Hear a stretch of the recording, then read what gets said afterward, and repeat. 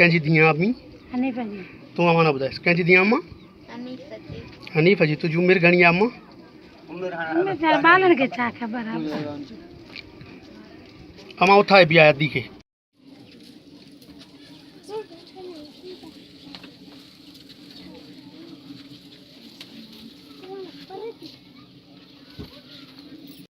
तो असां ॿार पाणा ॾींदा आहियूं असांखे मुंहिंजी धीअ खे 6 महीना काथूं जो ये छोकिरी तव्हांजी रिश्तेदार आहे माइट थी अॻ में हीअ कहिड़े ज़ात जा कीअं रिश्तो थियल आहे इहो घणे पैसनि में ॾिनी अथऊं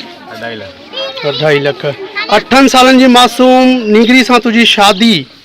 करणु हिकिड़ो तुंहिंजे लाइ वॾो मसइलो आहे 8 साल कीअं आहे साईं बहरहाल जेको मौक़िफ़ तव्हां खां पुछूं था उहो पोइ तव्हां जवाबु ॾियो नाहे त को मसइलो न आहे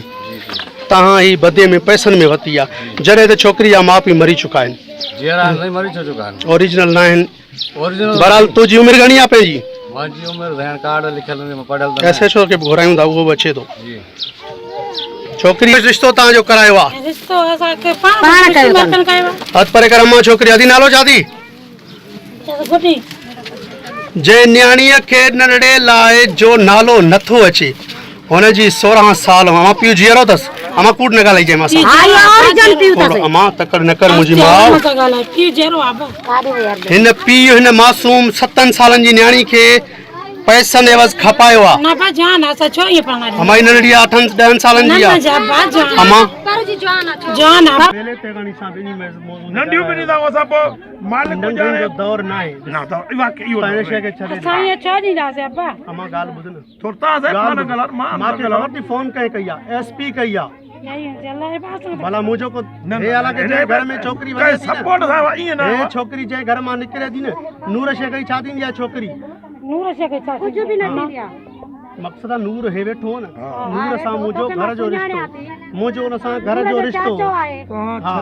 मां के एसपी फोन कई आहे मां काथे वेठो नापरकोट थाने ते एसए 14 तेगाणन जी रिकॉर्डिंग करे आयो मूंखे फोन किए त वञ अॻ में असांखे इहो रिकॉर्ड ॾे त मथां पुलिस मां चयो हाली पुलिस न मोकिल मां पुॼां छोकिरी आहे फुटेज वठां थो अदा छोकिरी जवान आहे क्या नाम है भैया आपका कहाँ के हो क्या करते हो रक्षा ये कितने में बच्ची लिया था ये 2.5 लाख में आपने ली थी ये जो बच्ची आपकी उम्र के हम नस्ब है आप तो माशाल्लाह बहुत बड़े हैं मिट्टी का लगी तो ये जो आपने 2.5 लाख में ली है एक बच्ची का रिश्ता ये तो कानूनन जुर्म है इसमें आपको भी सजा आ सकती है अगर आप रहीमाबाद के हो तो काफ़ी लोग डॉक्टर अब्दुल कादिर को जानते होंगे आप जानते हो ना फिर जैसे आपके ये मामला हाईलाइट हो जाए या इसको यहीं पे ख़त्म कर देंगे किसी के खत्म करोगे